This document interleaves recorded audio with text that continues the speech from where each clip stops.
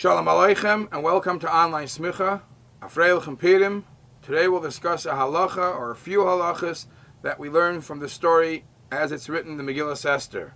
After Haman convinced Achashverosh to take his money and Rahman al-Atzlan to make the Gzeira against Klal Yisrael, so the pasuk says, Mordechai yodas kol hashanasa.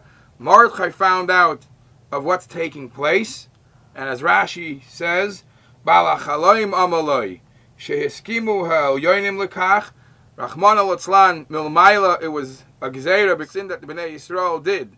So the Eibishter allowed this to happen. So the Balachaloim had to come and tell Mordechai, be aware of what's taking place. And the Sifrei Achrayim say that Mordechai knew all along that this is going to be a scare for Klal Yisrael. The Yidden and the Eibishter is expecting the Yidden to do tshuva. To arouse tshuva, they had to go through this process of this scare. But the obvious question is, why is it that Mordechai yodas kol hashanasa? What happened to Esther? How is it that Esther, who is the queen, is more betoicha and yonim close by to as stories are developing, and she has no clue of what's going on? So the Medrash in Kehelas Rabbah says, Esther hoisa sukkah b'mitzvahs bir chametz. Esther at that time was busy fulfilling the mitzvah of bir chametz, so she didn't hear the news of Rahman al-Atzlan, the Gzeira of Haman. However, Mordechai yodas kol hashanasa. Well, this doesn't answer the question. Why is it that Esther was asuk b'mitzvahs bir chametz? Mordechai, of course, also fulfilled these obligations. Why wasn't he doing bir chametz? And this question is asked by Rabbi Yonasan Eifshitz. And he says a very lumdisha answer. He calculates, he makes a cheshbon, how it comes out that year, Erev Pesach was on Shabbos. Since Erev Pesach is on Shabbos, there's actually a machlekes in the Gemara, machlekes Tanakama and the Chachamim, when do you do Bir Chametz when Erev Pesach falls out on Shabbos? Bir Chametz over here would mean Bidika too. The Tanakama says that in a situation where Erev Pesach is on Shabbos, you do it earlier. You do it the night before Yud Gimel. Whereas the Chachamim say, even in a situation where it falls out on Shabbos and you have many problems you have to be aware of, you still keep it in the same time. So, perhaps, says Rabbi Yonasan Eifshitz, this is the difference between Mordechai and Esther. Esther paskin like the Chachamim. Esther paskin like the Tanakama. And therefore, she actually started doing the B'dikas Chametz the night before. Mordechai didn't do it yet because he was waiting for the proper time to do B'dikas Chametz when he was allowed to al pi shittas HaChachamim. And that's the whole discussion as it's brought in the Svarim of Rabbi Yonasan Eifshitz. However, what was the dialogue that went on with Mordechai and Esther later? So Esther finds out from Mordechai, and Mordechai says, you got to hurry, we got to deal with this matter right away. And Chatchila Esther said that, it's a little scary because I haven't seen him for a long time. And it didn't happen, so he can't just barge into the king. Lepayel, after seeing the urgency of seeing how Mordechai was stressing this, Esther was maskim to go into Achashverosh asher loy kados. V'chasher avadati, as the Mefarshim explain, what's the loy kados and what was she referring to? Chasher avadati. However, but she asked for a condition, and the condition was, please, I'm going to fast 3 days, and I want you all to fast 3 days. Tzumu alai al teichlu v'al tishtu shleishas yamim layla v'yom. And it says Mordechai listened. Vayarvar Mordechai v'yas kechol asher tzivsa olav Esther. And the Gemara Megillah says, what does it mean that Vayavar Mordechai? Why doesn't it just say he just listened and he understood the severity of the issue and how scary it might be, so he fasted? What's the Vayavar? So the Gemara Megillah Daf Tezvav says that he broke a rule.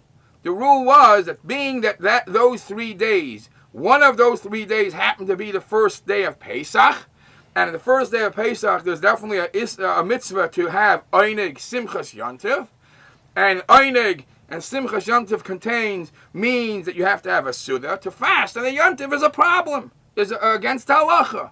So Vayavar Mordechai broke the rule because of the situation and established a fast on the Yom Tov, which is typically would be against halacha. And there are two questions here.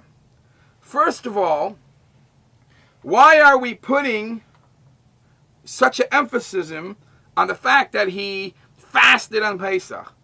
There's perhaps even a stronger question. If he fasted on Pesach, which is against Simcha and Einig, he obviously didn't eat matzah too. And matzah on the night of Pesach is a mitzvah say, even the Raisa Bizman Hazeh. It's greater than the chash of not having Simchas and Einig Yontif to this time, today's days, where there's no shlamim and so on. So why isn't there such a fuss made about the mitzvah achilas matzah? And there are basically a couple of answers given to this. Answer number one is, based on what you see from the Targum Onkelos, we're not so sure that the tzoyim, the 3-day fast, was actually 3 continuous days and nights. There is a discussion, perhaps, according to the Targum Onkelos says, and there's a Chilukei Midrashim, the fasts were only by day, and perhaps by night they were allowed to eat. The pasuk says shloishes yomim laila v'yom, so they interpret that sumu al toichlu al tishtu shloishes yomim, 3 days you can't eat and drink. But laila v'yom is referring to something else. It's referring to daven for me day and night. So based on that, so matzah, the mitzvah of achilas matzah, which is meant to be eaten at night, so he did. The Yidden did fulfill the mitzvah of achilas matzah because there was no fast during the nighttime. The Aruch there, however, gives another answer. He says if you look at the shiurim of these 3 issues, the shear of inui means fasting, suffering. When you have to fast, at what point are you breaking that inui? The shear of how much you have to eat for matzah, and the shear for einig, you must probably find a way to dodge around all these shilas. Because the shear for inui, at what point have you broken the inui and you've not have inui, l'moshe and Yom Kippur, is a kaisevis. The shear of matzah, how much matzah a person has to eat on Pesach, it's a kazayis. Kazayis is a smaller shear than a kaisevis. Uvachein, it could still be considered a fast day, and concerning the fast that he pledged to take on behalf of Esther, he could still eat a kazayis of matzah and fulfill the mitzvah of achilas matzah, which is below the shear of a kaisevis, and it won't affect the fact that it will still be considered a fast day. However, simchas Yom Tov, to affect that you have real simcha, the halach is you have to eat kabeya. Kabeya is even more than a kaseves. So therefore, the simchas Yom Tov is a direct contradiction to inui. So what does the Megillah say? Va'al toichlu va'al tishtu, and achila is usually b'kaseves. Achila is a kazayis, and if it's a kazayis, it seems to be a smaller shear. So the Aruch there says, achila b'kazayis is a shear min ha-Torah. That's what the way the Torah describes achila, it's b'kazayis. It's a shear b'kazayis. But over here we're talking about Megilat Esther. Nevi'im, achila is b'kaseves. Another answer which is given is that perhaps they ate the matzah shaloi kederech achilasa. When you eat shaloi kederech achilasa, legabe mitzvah achilas matzah yoyetza. But legabe the fact that you break a fast or not, that's not considered eating enough to consider it not a fast day.